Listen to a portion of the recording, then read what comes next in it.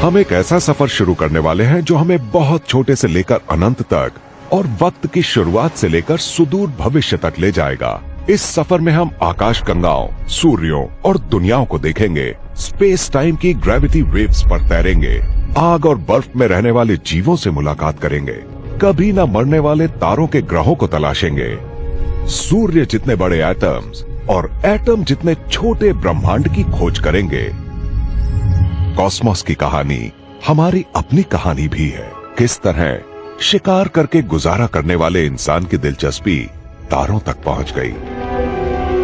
इस दिलचस्प सफर के कई नायक रहे हैं।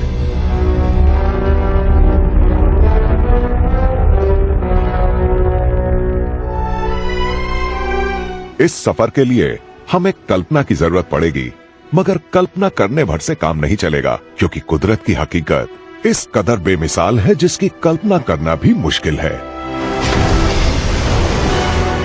ये सफर मुमकिन हो पाया है क्योंकि सदियों तक खोज करने वाले कुछ आसान से नियमों को मानते रहे। किसी भी नए विचार को प्रयोग करके देखना, खरे उतरने वाले विचार पर आगे बढ़ना, नाकाम रहने वाले विचार को छोड़ना, सबूत जहां ले जाएं वहां जाना और लगातार सवाल उठाना। इन कायदों को मानेंगे तो ब्रह्मांड आपका है। आइए मेरे साथ चलिए।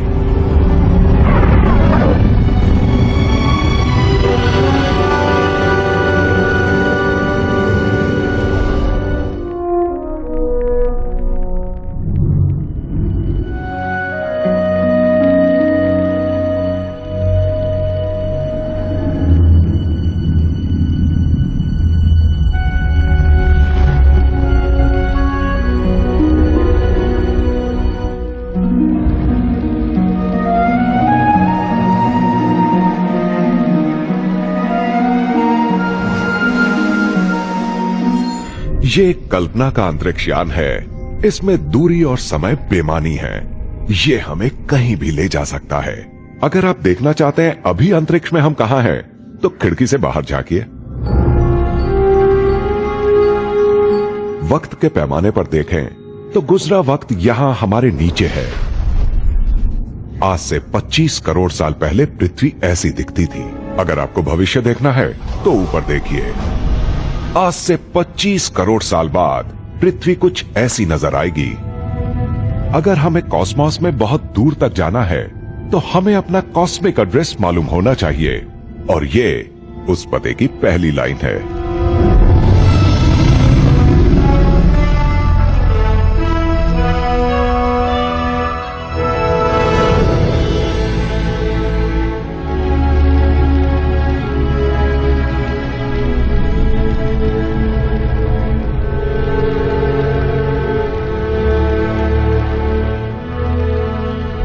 हम अपने अब तक के इकलौते घर यानी पृथ्वी से दूर कॉस्मोस की गहराइयों को खंगालने निकल रहे हैं।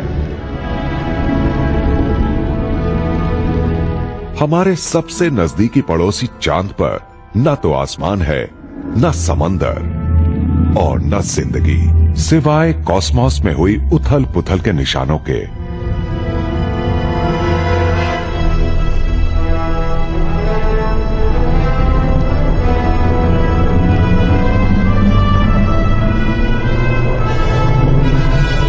हमारा तारा सूर्य हमें हवा, रोशनी और जिंदगी की तमाम सहूलियतें देता है। सूर्य के इर्द गिर्द ही समूचा सौर मंडल चक्कर काटता है, और इसकी शुरुआत होती है बुध से।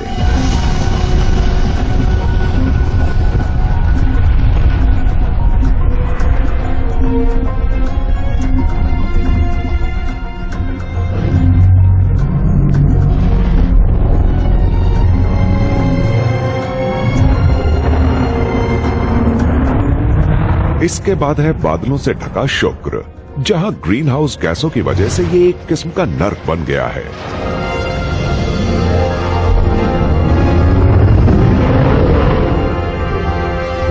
मंगल, जो तकरीबन उतना ही बड़ा है जितनी पृथ्वी।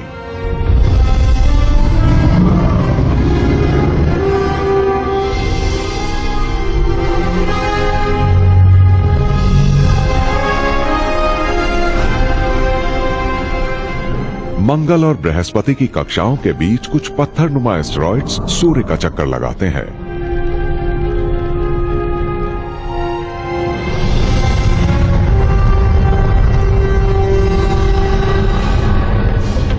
चार बड़े और दर्जनों छोटे चंद्रमाओं वाला बृहस्पति अपने आप में एक सौर मंडल की तरह है। सौर मंडल के सारे ग्रह मिला दें तब भी ये मास के हिसाब से उनसे ज्यादा ही बैठेंगे।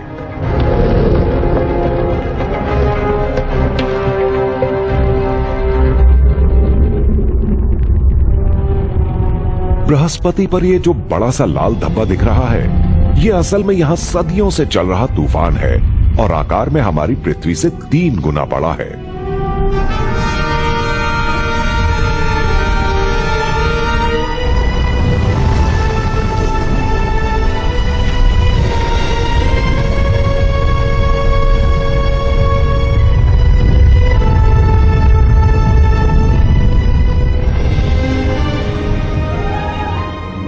हमारे सौर मंडल का सबसे खूबसूरत ग्रह शनि है, जिसके चारों ओर अनगिनत बर्फ के गोले रिंग की शक्ल में चक्कर लगाते हैं। बर्फ का हर गोला एक छोटे चांद की तरह है।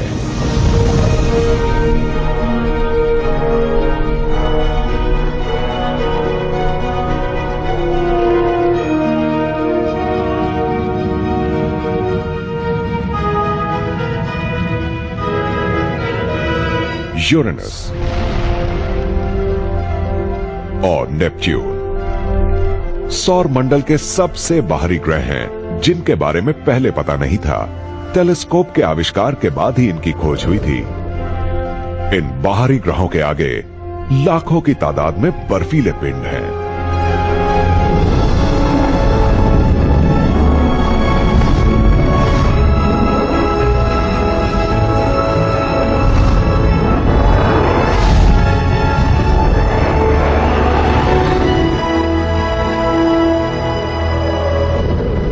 और प्लूटो उन्हीं में से एक है।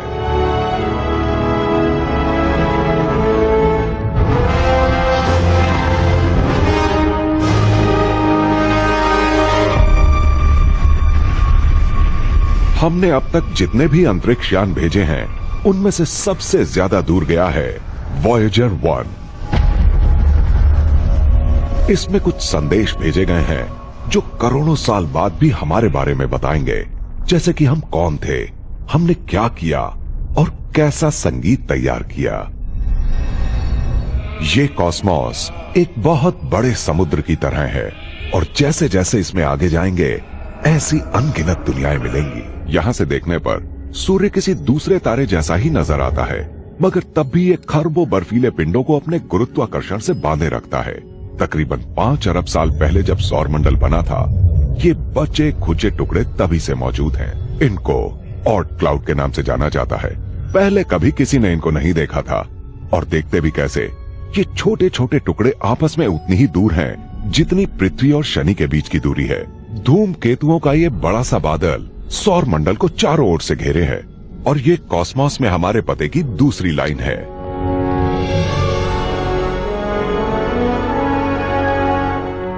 दूसरे तारों के भी ग्रह होते हैं, ये हमें कुछ दशकों पहले ही पता चला है, मगर अब हम अच्छी तरह जानते हैं कि तारों के मुकाबले ग्रहों की संख्या बहुत ज्यादा है।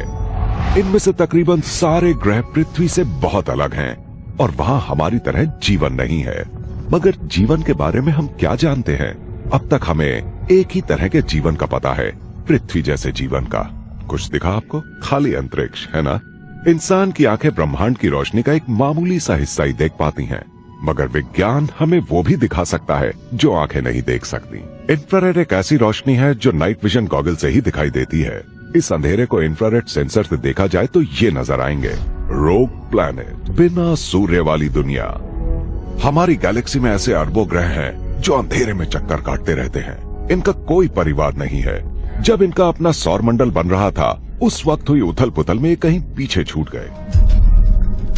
रोग प्लैनेट यानी आवारा ग्रह का बीच वाला हिस्सा पिघला होता है और सतह बर्फीली होती है। हो सकता है इन दोनों के बीच पानी के अथाह समुद्र हों। कौन जानता है उस पानी में क्या तैर रहा हो।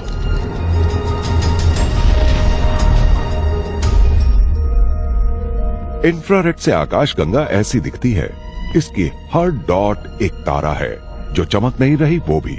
इसमें कितने तारे होंगे, कितनी दुनियाएं होंगी और कितनों पर जिंदगी आबाद होगी। इस तस्वीर में हम कहाँ हैं?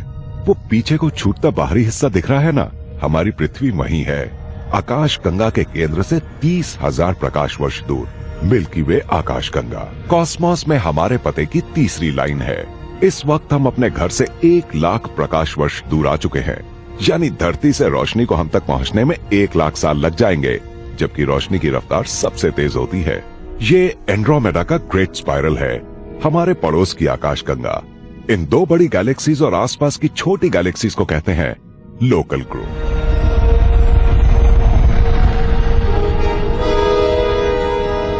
यहां से तो हमें अपनी गैलेक्सी नजर तक नहीं आ रही।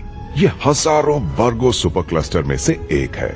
यहां से देखने पर जो भी हमें नजर आ रहा है, छोटी से छोटी डॉट भी सब आकाशगंगाएं हैं। हर आकाशगंगा में अरबों सूर्य और न मालूम कितनी दुनियाएं होंगी। इसके बावजूद ये वर्गो सुपर क्लस्टर पूरी सृष्टि का एक बहुत ही छोटा सा हिस्सा है।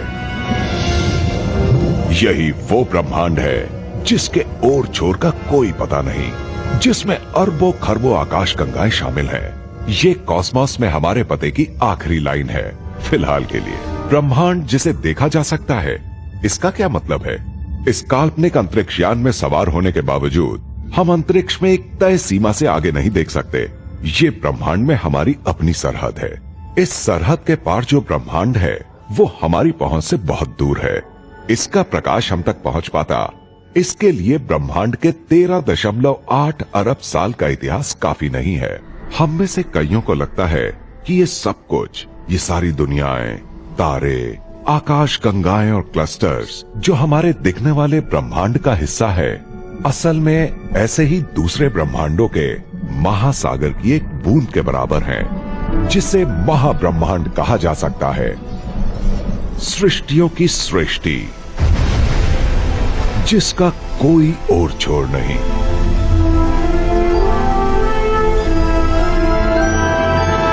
छोटा महसूस कर रहे हैं ना? ब्रह्मांड के मुकाबले हम बहुत छोटे हैं। हम एक छोटे से ग्रह के बहुत छोटे और मामूली से प्राणी हो सकते हैं, मगर हमारी सोच छोटी नहीं है। हालांकि ब्रह्मांड के बारे में हमारी सोच अभी नई ही है। सिर्फ 4 सदियां पहले हमारी छोटी सी दुनिया ब्रह्मांड के बारे में अनजान थी। उस वक्त टेलीस्कोप्स भी नहीं थे। नंगी आंखों से जो नजर आता था वही सृष्टि मानी जाती थी। 1599 तक सभी लोगों का मानना था कि सूर्य, ग्रह और तारे आसमान में चमकती रोशनी है और पृथ्वी का चक्कर लगाते हैं, और हम उस छोटे से ब्रह्मांड के केंद्र में हैं जो सिर्फ हमारी खातिर ही बनाया गया है। पूरी दुनिया में सिर्फ एक इंसान था जिसने एक असीमित ब्रह्मांड की कल्पना की थी, और वो सन 1600 के नए साल का जश्न कैसे मना रहा था? जेल के अंदर, सलाखों के पीछे।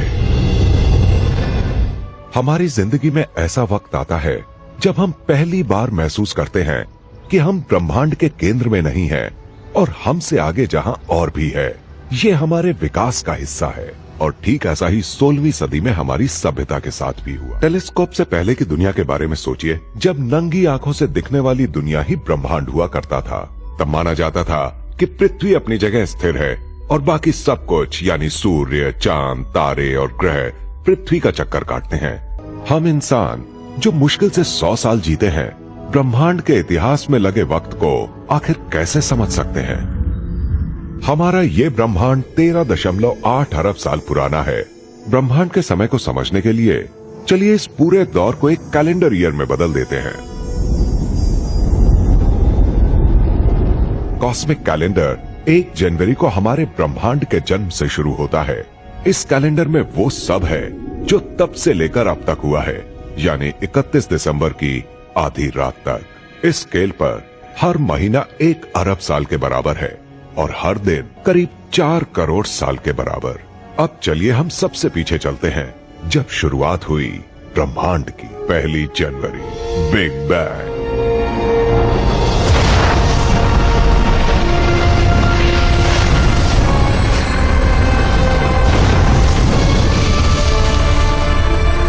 ब्रह्मांड के बारे में फिलहाल हम इतना पीछे ही देख सकते हैं, ये पूरा ब्रह्मांड एक एटम से भी छोटे एक ही कण से पैदा हुआ है। उस वक्त अंतरिक्ष में अपने आप धमाका हुआ और आग का गोला लगातार फैलता गया, जिससे वो सारी एनर्जी और सारा मैटर पैदा हुआ जो आज हमारे सामने है। ये सुनने में अजीब लगती है, मगर बिग बैंग थ्योरी को सही साबित करने वाले बहुत ही मजबूत सबूत मौजूद हैं, जैसे कि ब्रह्मांड में इतनी ज्यादा हीलियम की मौजूदगी और धमाके के बाद निकली रेडियो तरंगों की चमक। फैलने के साथ ही ब्रह्मांड ठंडा भी होता गया और करीब 20 करोड़ साल तक पूरा अंधेरा छाया रहा। ग्रेविटी की वजह से गैस के बादल इकट्ठे होकर गर्म होने लगे और तब सबसे पहले स्टार पैदा हुए। तारीख थी 10 जनवरी। 13 जनवरी को इन तारों ने मिलकर पहली छोटी आकाशगंगा बनाई। ये आकाशगंगाएं आपस में मिलने से बड़ी आकाशगंगाएं बनी, जिनमें हमारी अपनी मिल्की वे आकाशगंगा भी है, जो करीब 11 अरब साल पहले यानी हमारे कॉस्मिक कैलेंडर में 15 मार्च के दिन बनी थी। इसमें अरबों खरबों सूर्य हैं। हमारा सूर्य कौन सा है? वो अभी तक पैदा नहीं हुआ। वो दूसरे तारों की राख से पैदा होगा। ये फ्लैश जैसी रोशनी आप देख रहे हैं, ये सब सुपरनोवा हैं। जब कोई बड़ा तारा मरते हुए चमकता है, ये वो जगह है जहां तारे मरते और पैदा होते हैं। Stellar nursery. गैस और धूल के बड़े बादलों से जिस तरह पानी की बूंदें बनती हैं, वैसे ही ये तारे बने।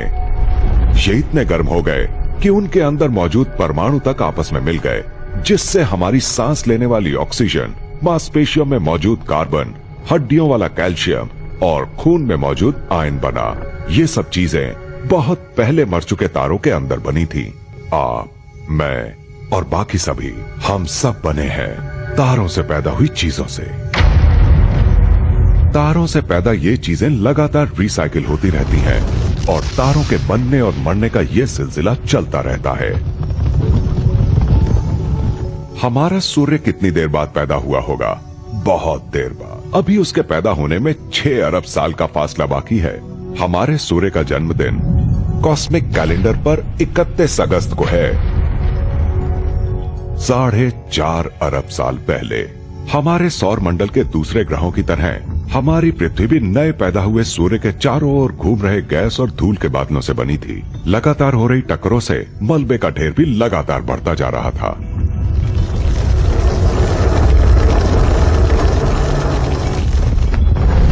ये एस्ट्रॉइड देखा आपने? नहीं, वो वाला नहीं।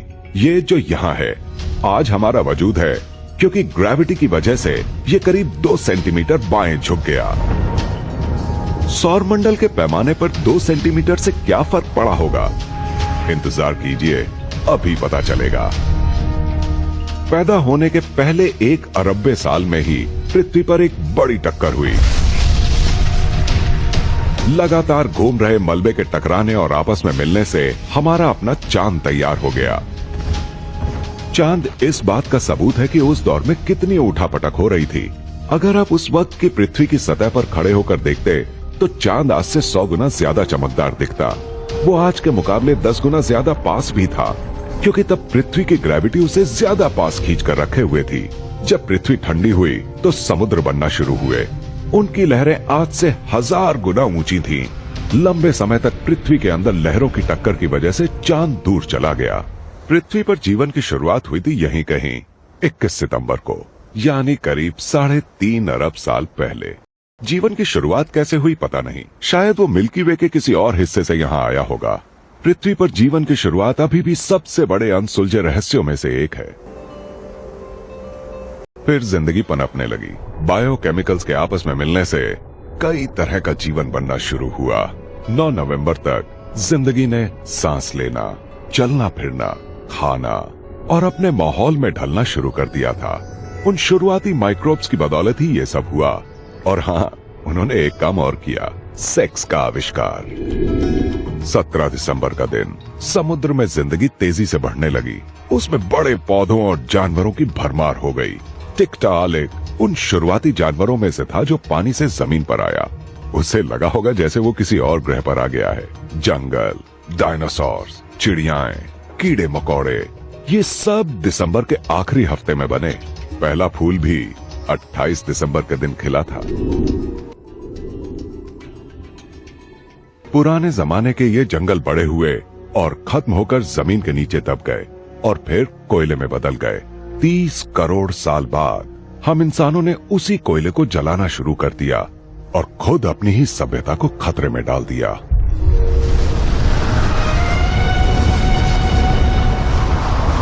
आपको याद है ना, सौरमंडल बनने के दौरान वो एक एस्टेरॉइड, वही जो बाईं ओर झुक गया था, वो फिर आ रहा है। कॉस्मिक कैलेंडर पर 30 दिसंबर के दिन सुबह के 6:24 का वक्त हुआ है।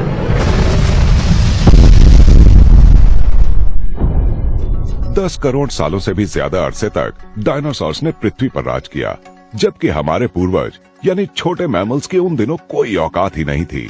मगर उस एस्टेरॉइड ने सब बदल डाला। सोचिए उसने रास्ता न बदला होता और पृथ्वी से टकराता ही ना, तो ये तो तय है ऐसे में डायनासोर अभी भी होते, मगर शायद हम नहीं। कुदरत का अजूबा और किस्मत का इससे अच्छा उदाहरण शायद ही कोई और हो सकता है। सृष्टि को पैदा हुए 13.5 अरब साल हो चुके हैं, अब भी हमारा कोई अता पता नहीं। वक्त के इस लंबे चौड़े समुद्र में जो इस कैलेंडर में मौजूद है, इंसान साल के आखिरी दिन आखिरी घंटे में ही सामने आया है। कॉस्मिक कैलेंडर 11:59 और 46 सेकेंड। जितना भी इतिहास हम जानते हैं वो इन आखिरी 14 सेकंड का है, और जितने भी इंसान अब तक हुए हैं वो यहीं कहीं मौजूद है। वो तमाम बादशाह और लड़ाइयाँ, नई जगह, नई खोजें, जंग और मोहब्बतें, इतिहास की किताब का हर वाकया यहाँ मौजूद है कॉस्मिक कैलेंडर के आखिरी सेकंडों में। मगर ब्रह्मांड के इस मामूली से हिस्से की छानबीन करनी है तो अब हमें अपना स्केल बदलना पड़ेगा। ब्रह्मांड में हम नए हैं। हमारी अपनी कहानी ब्रह्मांड के कैलेंडर की आखिरी रात को शुरू हुई। साल की आखिरी शाम को 9:45 का वक्त। 35 लाख साल पहले हमारे और आपके पूर्वजों ने ये निशान छोड़े हैं। इसके बाद हम 2 पैरों पर खड़े हुए और उनसे जुदा हो गए। जब हम 2 पैरों पर खड़े हुए तो हमारी आंखें सिर्फ जमीन पर ही नहीं टिकी रहीं। हमने आसमान को देखकर उसके बारे में सोचना शुरू कर दिया। इंसान के वजूद के सबसे लंबे दौर में, यानी करीब 40,000 पीढ़ियों तक हम घुमक्कड़ बने रहे। फिर हमने झुंड में रह के शिकार करना, औजार बनाना, आग को काबू करना और चीजों के नाम रखना सीखा। और ये सब हुआ आखिरी घंटे में कॉस्मिक कैलेंडर के। इसके बाद क्या हुआ, ये जानने के लिए हमें अपना स्केल बदलना पड़ेगा ताकि ब्रह्मांडीय साल की आखिरी रात के आखिरी मिनट को देख सके। 11:59। सृष्टि के समय के पैमाने पर हम इतने छोटे हैं कि साल के आखिरी 60 सेकंडों में ही हमने ब्रह्मांडीय साल की अपनी पहली पेंटिंग बनाई, यानी आज से सिर्फ 30,000 साल पहले।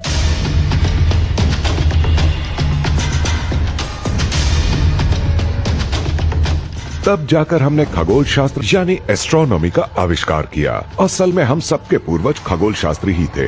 हमारे जिंदा बने रहने के लिए जरूरी था कि हम तारों को पढ़ सकें ताकि सर्दियों के आने का और जंगली जानवरों के झुंड के माइग्रेशन का पता लगा सकें।